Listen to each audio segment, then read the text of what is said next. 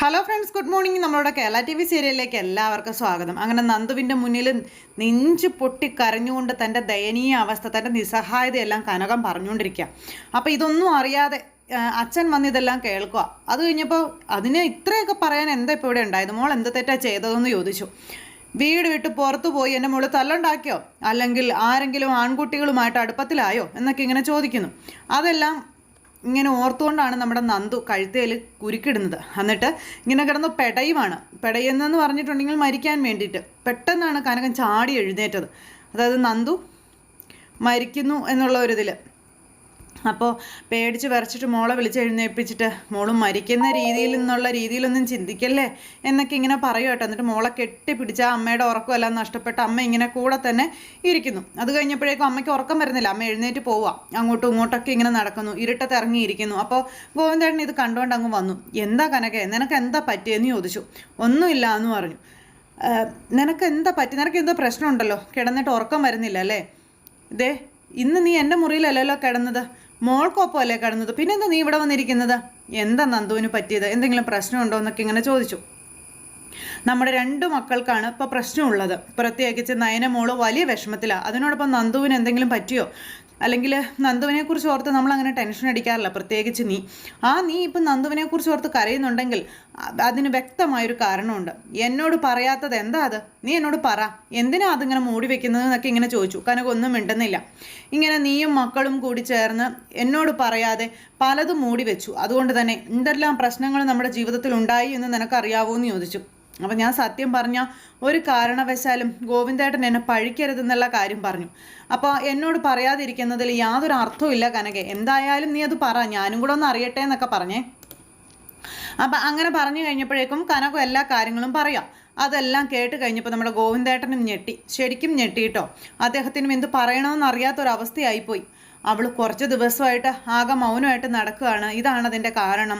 അവളുടെ മനസ്സിൽ അനിയാണെന്നൊക്കെ പറഞ്ഞപ്പം ഇതിനെല്ലാം കാരണം നീയാണ്. നീ ഒറ്റ ഒരുത്തിയാണ്. 2 മക്കളും അനന്തപുരിയില്ല. അതുകൊണ്ട് 3ാമത്തെ മോളെയും അങ്ങോട്ട് പറഞ്ഞു വിടാമെന്ന് നീ നന്ദുവിന് വാക്ക് കൊടുത്തല്ലേ എന്ന് ചോദിച്ചു. അയ്യോ, എന്തൊക്കെയോ ഗോവിന്ദേട്ട ഈ പറയുന്നേ? അല്ലെങ്കിൽ പിന്നെ സാഹചര്യം മൊത്തം അറിയാവുന്ന അവൾ അനിയെ സ്നേഹിക്കുമോ എന്ന് ചോദിച്ചു ഗോവിന്ദേട്ടൻ. ഇതെങ്ങനെയായി എപ്പോഴാണ് സംഭവിച്ചതെന്നൊന്നും എനിക്കറിയില്ല ഗോവിന്ദേട്ട എന്ന് കനകവും പറഞ്ഞു. ഞാൻ ആ ഫോട്ടോയ്ക്ക് പിന്നിൽ ഐ ലവ് യു എന്ന് എഴുതിയിരിക്കുന്നത് കണ്ടപ്പോഴാണ് കാര്യം മനസ്സിലാക്കുന്നത് എന്നുള്ള കാര്യവും കനകം പറയുവാണേ. അതിനു മുൻപ് എനിക്ക് സംശയം തോന്നിയെന്നുള്ളത് സത്യം തന്നെയാണ്.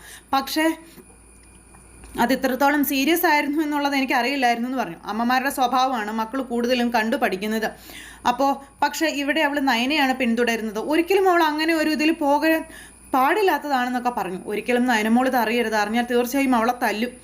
പിന്നെ എനിക്ക് പേടിയായി തുടങ്ങി. ഞാൻ എന്ത് ചെയ്യേണ്ടെന്ന് എനിക്ക് അറിയില്ല. അതാ ഞാൻ മോൾക്കൊപ്പം പോയി കിടന്നത്. ഞാനൊരു ദുർസ്വപ്നവും കണ്ടെന്നൊക്കെ പറഞ്ഞു. ഇനി നമ്മൾ എന്താ കനകെ ചെയ്യുന്നതെന്ന് ഗോവിന്ദേട്ടൻ ചോദിക്കാം. ഇനിയിപ്പം നന്ദുവിനെ പോലെ തന്നെ എനിക്ക് അവളോട് ഇഷ്ടമുണ്ടെങ്കിൽ കുട്ടികളെ പറഞ്ഞ് തിരുത്തുകയാണ് വേണ്ടത്.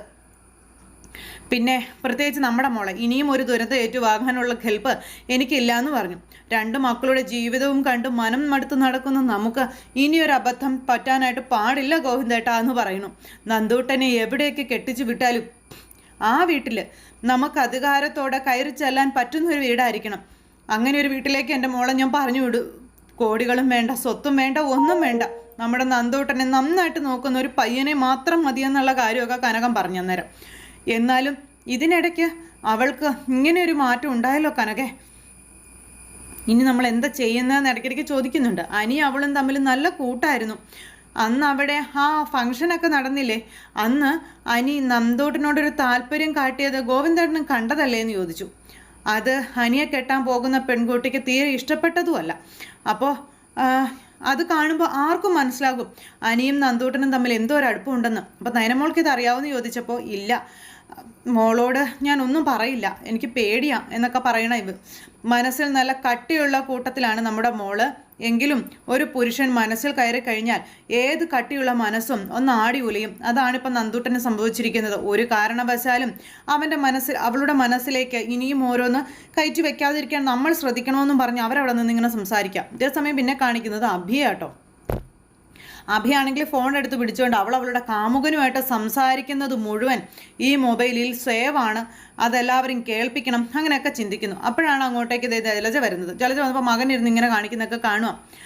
അപ്പോൾ ഭയങ്കര സന്തോഷത്തിലിരിക്കുന്നു മകനോട്. അമ്മ ചോദിച്ചു, നിനക്കെന്താ ഇന്ന് ഒരിക്കലും ഇല്ലാത്തതുപോലെ സന്തോഷമെന്ന്. അതിൻ്റെ കാരണമൊക്കെ ഞാൻ അമ്മയോട് ഇപ്പോൾ പറയുന്നില്ല, പിന്നെ പറഞ്ഞോളാന്ന് പറഞ്ഞു.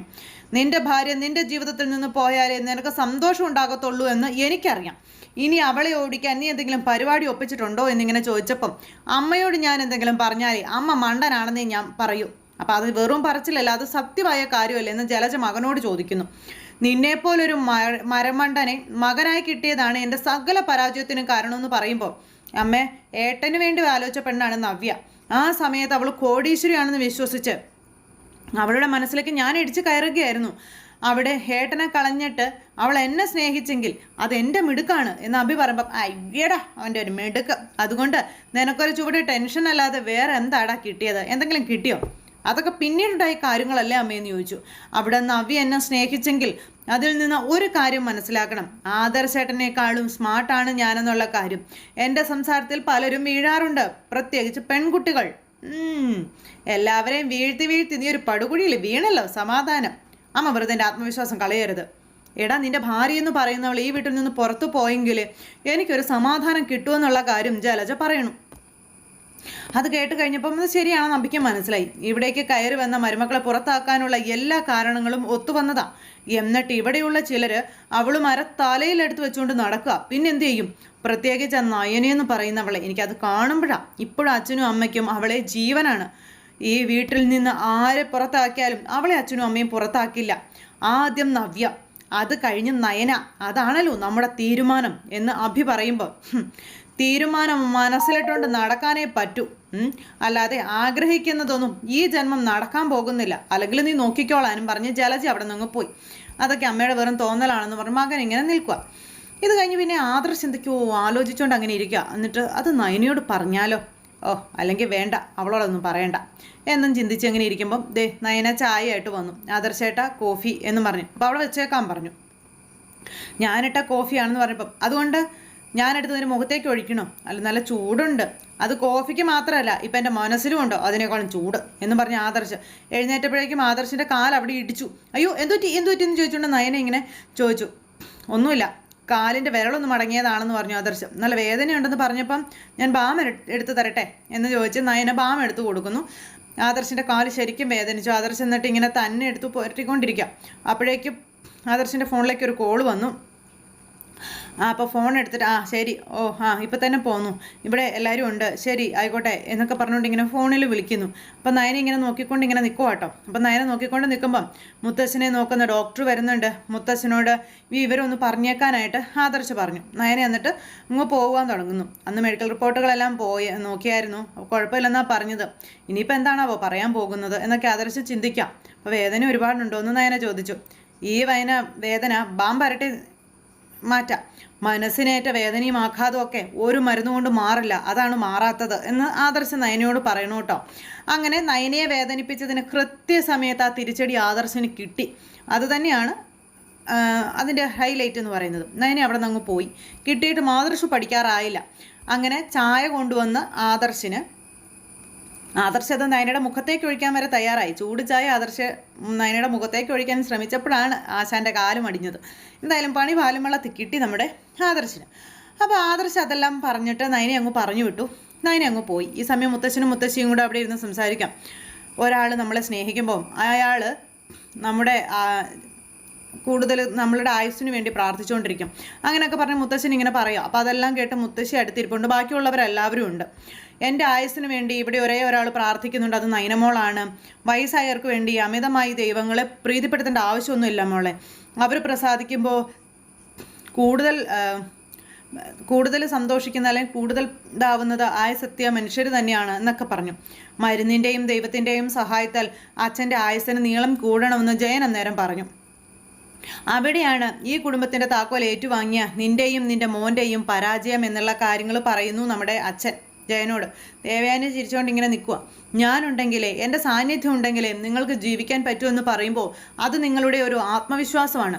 പൂജാമുറിയിൽ കയറുമ്പോഴും അമ്പലങ്ങളിൽ പോകുമ്പോഴും ദൈവങ്ങളെ കാണുന്നതും പ്രാർത്ഥിക്കുന്നതും അതെല്ലാം ഒരു ആശ്വാസമാണ് അച്ഛ. അതുപോലെ തന്നെയാണ് ഈ വീട്ടിനുള്ളിൽ അച്ഛനെ കാണുമ്പോൾ ഞങ്ങൾക്കുള്ള ആശ്വാസം. അപ്പോൾ ജലജയം പറഞ്ഞു, അതേട്ടൻ പറഞ്ഞത് ശരിയാ, അച്ഛനെ കാണുമ്പോൾ ഞങ്ങൾക്ക് മനസ്സിന് ഭയങ്കര സുഖമാണ് എന്ന്. അത് കേട്ടപ്പോൾ അച്ഛനൊന്ന് ചിരിച്ചു. ഇങ്ങനെ ഇവർ സംസാരിച്ചുകൊണ്ടിരിക്കുമ്പോൾ ഡോക്ടർ അങ്ങോട്ടേക്ക് വന്നു. ഡോക്ടർ വന്ന് എല്ലാവരുടെയും അരികിൽ വന്നിരുന്നു. ഇനി ഞാൻ നിർദ്ദേശിക്കുന്ന മരുന്നുകൾ അത്യാവശ്യം ചില എക്സസൈസുകളും ഫോളോ ചെയ്താൽ മാത്രം മതി, പിന്നെ ഒന്നും പേടിക്കാനില്ല എന്നുള്ള കാര്യം പറയുകയാണ് ഡോക്ടർ. അത് കേട്ട് കഴിഞ്ഞപ്പോഴേക്കും നയനയ്ക്കൊക്കെ വളരെ സന്തോഷമായിട്ടോ. ഇനി കുറച്ച് മാസങ്ങൾ കഴിഞ്ഞ് ഞാൻ നാട്ടിലേക്ക് വരൂ, അന്ന് സാറിൻ്റെ ഹെൽത്ത് 100% ഓക്കെ ആയിരിക്കും എന്നുള്ള കാര്യങ്ങൾ പറഞ്ഞു ഡോക്ടർ. കേട്ടല്ലോ പറഞ്ഞത്, അതുകൊണ്ട് ഇനി വേണ്ടാത്ത കാര്യങ്ങളൊന്നും സംസാരിക്കേണ്ട എന്ന് മുത്തശ്ശി പറഞ്ഞു. ഏതു നേരവും ഇപ്പം വിഷമിപ്പിക്കുന്ന കാര്യങ്ങൾ മാത്രമേ പറയൂ എന്ന് പറഞ്ഞപ്പോൾ ഞാൻ മനസ്സിലാക്കിയെടുത്തോളം ചെറുപ്പം മുതലേ യോഗ ചെയ്യുന്ന ഒരാളാണ് സാറ്. അതുകൊണ്ട് തന്നെ ചില നിമിത്തങ്ങളും ലക്ഷണങ്ങളും വെച്ച് സാറിന് പലതും മുൻകൂട്ടി കാണാനായിട്ട് കഴിഞ്ഞേക്കും. സാർ എന്തെങ്കിലും ഒരു കാര്യം തറപ്പിച്ചു പറയുന്നുണ്ടെങ്കിൽ അതിൽ സത്യമുണ്ടെന്ന് വേണം അത് കരുതാനെന്നൊക്കെ പറഞ്ഞ് അങ്ങനെ ഡോക്ടർ പറയാം. അപ്പോൾ ഇങ്ങനെ എല്ലാവരും ഇങ്ങനെ നോക്കുക കേട്ടോ, അതെന്താണെന്നുള്ള ഒരു ഇതിൽ യോഗയിലും ധ്യാനത്തിലും മുഴുകി കഴിയുന്ന ഒരാളുടെ ആ ഒരു ഇത് അത് വളരെ ആഴത്തിലുള്ളതായിരിക്കും. അതുകൊണ്ട് തന്നെ ഇപ്പോൾ ഒരു സാറിൻ്റെ അരികത്തേക്ക് വരുമ്പം അയാൾ പോസിറ്റീവാണോ നെഗറ്റീവാണോ എന്ന് സാറിന് ആരും പറഞ്ഞു കൊടുക്കേണ്ട ആവശ്യമില്ല എന്നുള്ള കാര്യം പറഞ്ഞു ഡോക്ടർ. സാറ് സ്വീകരിക്കേണ്ടവരെ സ്വീകരിക്കും, അല്ലാത്തവരെ പുറം തള്ളുകയും ചെയ്യും, അല്ല സാറേ എന്ന് ഡോക്ടർ. എൻ്റെ ബിസിനസ്സിൽ പോലും ഞാൻ ഒരു പരിധി വരെ വിജയിച്ചത് അതുകൊണ്ട് തന്നെയാണെന്ന് നമ്മുടെ മുത്തശ്ശൻ നേരം ഡോക്ടറോട് പറയാം. ബിസിനസ്സിലും സൗഹൃദത്തിലും ഒക്കെ നമുക്ക് പുറന്തള്ളേണ്ടവരെ പുറന്തള്ളാം, എന്നാൽ കുടുംബത്തിനകത്ത് അതങ്ങനെയല്ല എന്നുള്ള കാര്യം പറയുവാണ് മുത്തശ്ശൻ. അത് കേട്ട് എല്ലാവരും ഇങ്ങനെ ചിരിക്കാം. ചിലരൊക്കെ നെഗറ്റീവ് ആയാലും അവരെ നമുക്ക് വേണ്ടാന്ന് വെക്കാൻ കഴിയില്ല. അങ്ങനെ ഒരു ഇണപിരിയാത്ത ബന്ധമാണ് കുടുംബത്തിലുള്ളവർ തമ്മിലെന്നൊക്കെ മുത്തശ്ശൻ പറഞ്ഞു. എന്തായാലും ഇന്നത്തെ കാലത്ത് എത്ര വലിയ ക്യാൻസർ മാറ്റാൻ പറ്റും അല്ലേ എന്ന് ചോദിച്ചപ്പം തീർച്ചയായും സാർ, ഇനി കുറച്ച് ദിവസം കഴിയുമ്പോൾ സാറ് സാധാരണ നിലയിലാകും. പിന്നെ ഇങ്ങനെ ഒരു രോഗം വന്നതായിട്ട് സാറിന് തോന്നത്തേ ഇല്ലെന്നുള്ള കാര്യം ഡോക്ടർ പറയണം. അതൊക്കെ കേട്ടപ്പോൾ എനിക്ക് സന്തോഷമായി. ഭാഗ്യം, ഇന്ന് പൂജാമുറിയിൽ കയറിയപ്പോൾ ഡോക്ടറുടെ നാവിൽ നിന്ന് ഇങ്ങനെയൊക്കെ കേൾക്കണമെന്നാണ് ഞാൻ പ്രാർത്ഥിച്ചതെന്ന് ജലജ പറയൂ കേട്ടോ. എന്തായാലും അത് തന്നെ കേട്ടല്ലോ എന്ന് ജലജ പറഞ്ഞപ്പോഴും മുത്തച്ഛൻ ചിരിച്ചു. നയനമോളെ, ഡോക്ടർക്ക് എന്തെങ്കിലും കുടിക്കാൻ കൊടുക്കാൻ പറഞ്ഞു. കഴിഞ്ഞ തവണ വന്നപ്പോൾ എല്ലാവരെയും പരിചയപ്പെട്ടില്ലല്ലോ. ഇതെൻ്റെ മൂത്ത കൊച്ചുമോൻ്റെ ഭാര്യ. ഇപ്പോൾ പറഞ്ഞില്ലേ കൂടെയുള്ളവരെ പറ്റി, ദേ ആ ഗണത്തിൽ പെടുന്നവരാണ് ഈ മോളും. സാക്ഷാൽ മഹാലക്ഷ്മിയാണ് ദൈവം മരുമകളുടെ രൂപത്തിൽ ഞങ്ങൾക്ക് കൊണ്ടു തന്നതെന്നുള്ള കാര്യം നമ്മുടെ മുത്തശ്ശൻ പറയാം. അത് കേട്ട് കഴിഞ്ഞപ്പോഴേക്കും ജലജയുടെ പല്ലങ്ങോട്ട് കടിച്ച് പൊട്ടിക്കാനാണ് തോന്നുന്നത്. ഇപ്പം ഈ വീടിൻ്റെ ഐശ്വര്യവും എൻ്റെ ധൈര്യമൊക്കെ ഈ മോളാണെന്ന് പറഞ്ഞു. ഇപ്പോൾ ദേവയാനി പിന്നെ എന്നും പറഞ്ഞുകൊണ്ട് ഇങ്ങനെ നിൽക്കുക കേട്ടോ. അതുപോലെ തന്നെ ജലജയും എല്ലാത്തിനും കുശുമ്പോട് കുശുമാണ്. ജലജ എന്നിട്ട് ഇങ്ങനെ നോക്കുക. എടാ, അങ്ങേർക്ക് ഇനി ഒരുപാട് നാളത്തെ ആയുസ് ഉണ്ടെന്നും പറഞ്ഞുകൊണ്ട് മകനോട് വന്ന് കൊളുത്തി കൊടുക്കുകയാണ് അമ്മ. അതുകൊണ്ട് നമ്മൾ ആലോചിച്ച ഒരു കാര്യവും നടക്കില്ല എന്ന് പറഞ്ഞപ്പോൾ, ഇന്നത്തെ കാലത്ത് ക്യാൻസർ ഒന്നും വലിയ രോഗമല്ലമ്മേ, വിദഗ്ധ ചികിത്സ ലഭിച്ചാൽ ഉറപ്പായും രോഗം മാറിയേക്കാവെന്ന് പറഞ്ഞു. എന്ന് വെച്ചാൽ ഇനിയും ഒരുപാട് കാലം ഈ കൂട്ടുകുടുംബത്തിൽ കിടന്ന് ശ്വാസം മുട്ടേണ്ടി വരുമെന്നാണ് അർത്ഥം. മനസ്സിലായോ നിനക്ക്? ഈ ടെൻഷനൊക്കെ താങ്ങാൻ പറ്റാതെ ഞാൻ ചത്തുപോയാലും അങ്ങേര് ജീവിച്ചിരിക്കുമെന്നും പറഞ്ഞുകൊണ്ട് ജലജ മകനോട് പറയുന്നു. അമ്മ, ഇതിനൊക്കെ ഇനിയിപ്പോൾ നമ്മൾ എന്ത് ചെയ്യേണ്ടത്? എന്തായാലും ഇനിയിപ്പം നമ്മളായിട്ട് ഒന്നിനും പോകണ്ടെന്ന് മകൻ. നമ്മൾ ഓരോന്ന് കുത്തിപ്പൊക്കുന്നതിൽ യാതൊരു അർത്ഥമില്ലെന്ന് അമ്മയും പറഞ്ഞു. അമ്മയ്ക്ക് മുത്തശ്ശനോടും മുത്തശ്ശിയോടൊക്കെ തീരാത്ത ദേഷ്യമുണ്ടെന്ന് എനിക്ക് പലപ്പോഴും തോന്നിയിട്ടുണ്ടെന്ന് പറഞ്ഞപ്പം അതിനേക്കാൾ ദേഷ്യമാണ് എനിക്ക് അവളോട്, ഈ വീട്ടിലെ മൂത്ത മരുമകളായ ദേവയാനിയോടെന്ന് ജലജ പറയണം. അവൾ വന്ന ശേഷം പലപ്പോഴും ഞാൻ ഇടിച്ചു താഴ്ത്താനായിട്ട് ശ്രമിച്ചിട്ടുണ്ടെന്നും അവൾക്കിപ്പോൾ ഒരു മരുമകളെ കിട്ടിയ ശേഷമാണ് അതിനൊരിത്തിരി കുറവ് വന്നതെന്നൊക്കെ ജലജ പറയുക. അതുകൊണ്ട് തന്നെ അവളും മരുമകളും തമ്മിൽ തല്ലണമെന്നും ഞാൻ മറ്റാരേക്കാളും ആഗ്രഹിക്കുന്നുണ്ടെന്നുള്ള കാര്യവും ജലജ പറയുന്നു. പക്ഷെ അവിടെയും എന്നെ തളർത്തി കളഞ്ഞതും നീയാണ് എന്നൊക്കെ പറഞ്ഞുകൊണ്ട് ജലജ, നവ്യയെ നീ കെട്ടിയില്ലായിരുന്നെങ്കിലേ ഇന്ന് നയനിയെയും ദേവയാനിയും തമ്മിൽ വേർപിരിക്കാൻ ഞാൻ ചെയ്യാവുന്നതൊക്കെ ചെയ്തേനെ. നിനക്കറിയാവോ അത്? എന്നാലിപ്പം നിന്റെ ഭാര്യ എന്ന് എടുത്താ പൊങ്ങാത്ത ഭാരം അതിനേക്കാളും വലിയ തലവേദനയായി നിൽക്കുക. അതുകൊണ്ട് തന്നെ അവളെയും കളയണം, അതുപോലെ അവളുടെ അനുജത്തിയായ മറ്റവളെയും കളയണം എന്ന് പറഞ്ഞ് രണ്ടുപേരെയും കളയുന്ന കാര്യത്തെപ്പറ്റി പറയുന്നു. ഒപ്പം ദേവയാനിയെ എനിക്ക് ഒതുക്കുകയും വേണം. ഇതെല്ലാം കൂടെ ഒരുമിച്ച് നടക്കണം. ഇതൊന്നും നടക്കുന്ന ലക്ഷണം ഞാൻ കാണുന്നില്ല. അതുകൊണ്ടാണ് എങ്ങനെയെങ്കിലും ഈ വീട് വിട്ടു പോകാൻ ഒരു അവസരം ഉണ്ടാക്കണമെന്ന് ഞാൻ ചിന്തിച്ചത്. അതിനും തടസ്സമായി അവൾ വന്നിരിക്കുന്നു. അങ്ങേർക്ക് ആയുസം കൂട്ടിക്കിട്ടി. എന്തായാലും കുറേ ഞാൻ സോപ്പിട്ട് പറഞ്ഞിട്ടുണ്ട്. അതൊക്കെ അയാളുടെ മനസ്സിൽ കയറിയെന്നാണ് തോന്നുന്നത്. അതുകൊണ്ട് എന്തെങ്കിലും ഒരു തീരുമാനം എടുത്താലായി. അവളെ, ആ നവ്യ ഇവിടെ നിന്ന് തുരത്താൻ ഞാനൊരു കാരണം കണ്ടുപിടിക്കും അമ്മ നോക്കിക്കോളാൻ പറഞ്ഞപ്പോൾ, പിന്നെ അതിനുള്ള പ്രാപ്തിയൊന്നും നിനക്കില്ല, പിന്നെ പറഞ്ഞിട്ട് കാര്യമില്ല, സ്വയം ശപിച്ചങ്ങ് കഴിഞ്ഞു, ഇനിയുള്ള കാലം അതാ നല്ലത് എന്നും പറഞ്ഞ അമ്മ മകനെ ഇതാക്കിയിട്ട് അങ്ങ് പോയി. മകനാണെങ്കിൽ തലയ്ക്ക് വട്ട് കയറി ഇങ്ങനെ നിൽക്കുന്നിടത്ത് ഇന്നത്തെ കഥ അവസാനിച്ചു. അപ്പോൾ എല്ലാവരും കാത്തിരുന്ന് കാണുമല്ലോ അല്ലേ. എല്ലാവർക്കും നല്ലൊരു ദിവസം ആശംസിക്കുകയാണ്. നന്ദി.